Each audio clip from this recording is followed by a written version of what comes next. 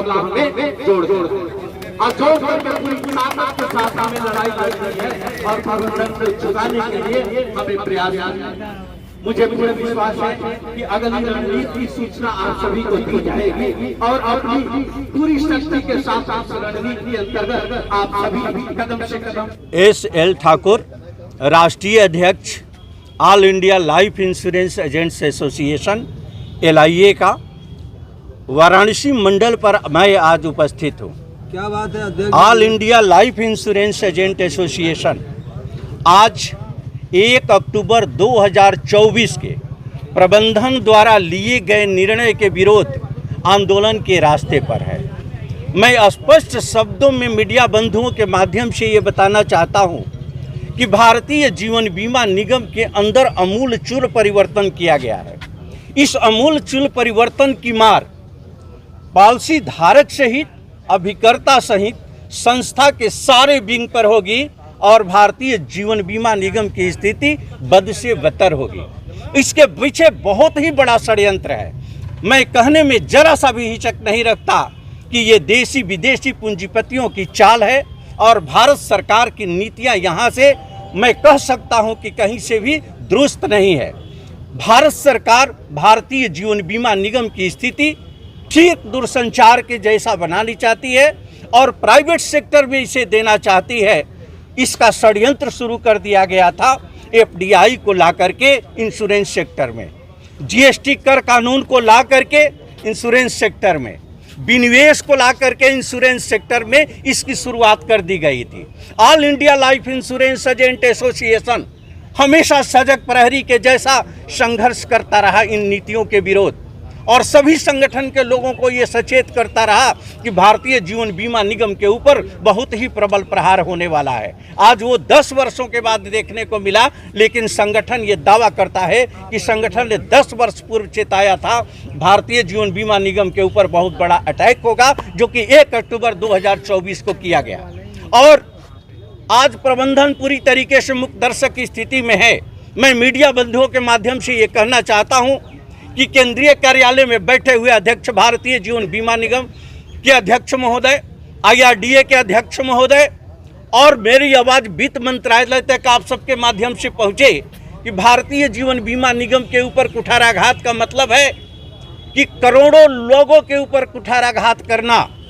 यहाँ लाखों लोग बेरोजगार होंगे, जिसकी जिम्मेदारी होगी भारत सरकार सहित प्रबंधन भारतीय जीवन बीमा निगम और IRDA के अध्यक्ष के ऊपर।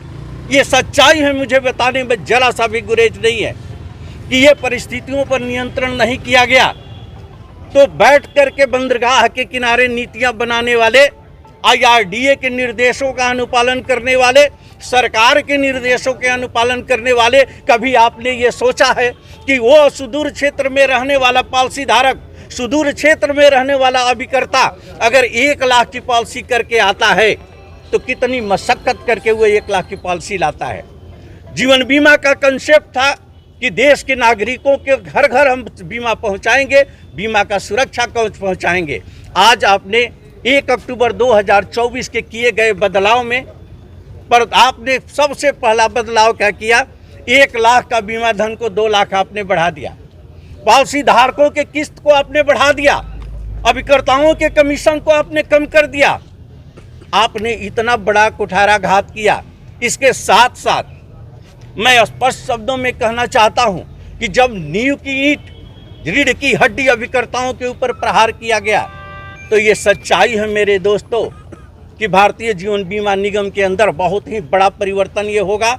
और अगर हम लोग समय रहते सब लोग नहीं चेतेंगे तो भारतीय जीवन बीमा निगम को बचाना बहुत ही मुश्किल होगा।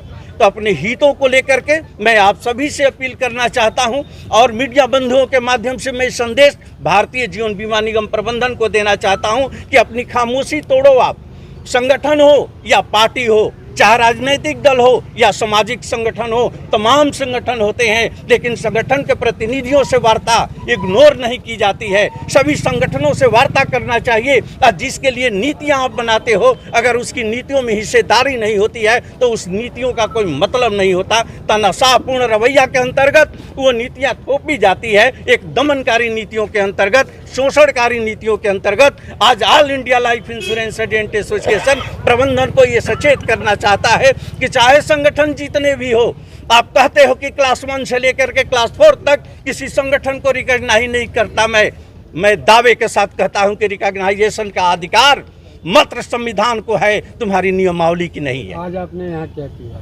आज अगर हम लोगों ने इन सारी नीतियों को लेकर के ये निर्णय सारे संगठन के लोगों ने लिया है। भारतीय जीवन बीमा निगम के अंदर जितने संगठन कार्यरत हैं अभिकर्ताओं का, सभी आंदोलन की राह पर है और सभी ने मिल करके ये आंदोलन करने का निर्णय लिया है।